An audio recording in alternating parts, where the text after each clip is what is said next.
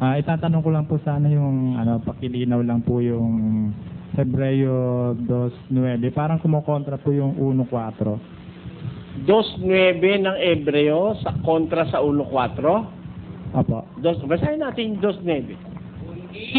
Kundi nakikita natin ang ginawang mababa ng kaunti kaysa mga anghel, sa makatwid ay si Jesus, Sa 1.4.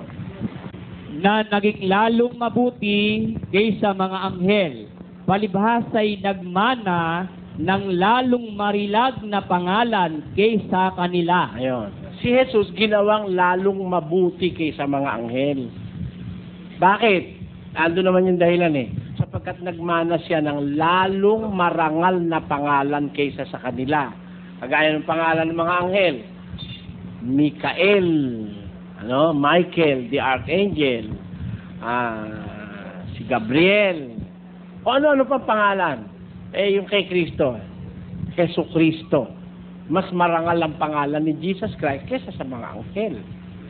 Kasi walang anghel na appointed Salvador o tagapagligtas. Samantalang si Jesus Christ, the anointed Savior. Jesu Kristo. Jesus Christos. Appointed o anointed Savior.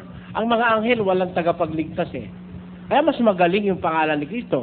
Mas mabuti ang siya sa kalagayan dahil mas magaling ang kanyang pangalan kaysa mga anghel. Nagmana siya ng lalong marangal na pangalan kaysa sa kanila. Parang sinasabi puro na mas mababa siya ng kaunti.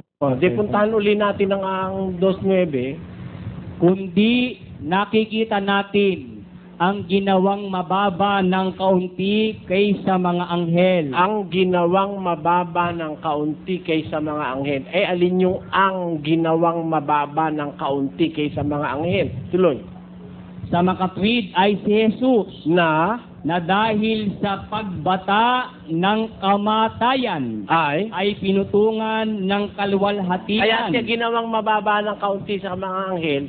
Sa makatwid, bagay si Jesus, yung katawan tao, yung nagkatawan tao. Kasi nagbatas siya ng kamatayan. Kasi ang mga anghel walang kamatayan Kaya he is made lower, a little lower than angels kasi nagbatas siya ng kamatayan. Ang katunayan, ibalik mo sa kabilang talata. 20:35. Sapagkat hindi na sila maaaring mga matay pa, sapagkat kahalintulad na sila ng mga anghel. Palibhasay. At sila'y mga anak ng Diyos, palibhas ay mga anak ng pagkabuhay na maguli. Ayun. Sapagkat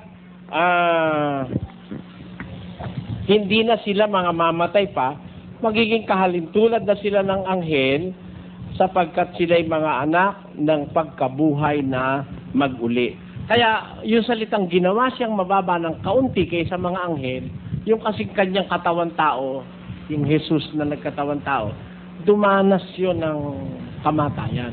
Salamat po. Kaya ang anghel di namamatay. Pero sa pangalan, mas mataas siya sa mga anghel.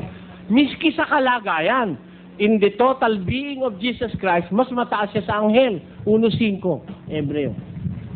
Sapagkat kangino nga sa mga anghel sinabi niya kailanman, ikaw ay aking anak, ikaw ay aking ipinanganak ngayon. At muli, nang dinadala niya ang panganay sa sangkalupaan, ay sinasabi, at sambahin siya ng lahat ng mga anghel ng Diyos. Kita mo, ipinapasamba siya sa anghel.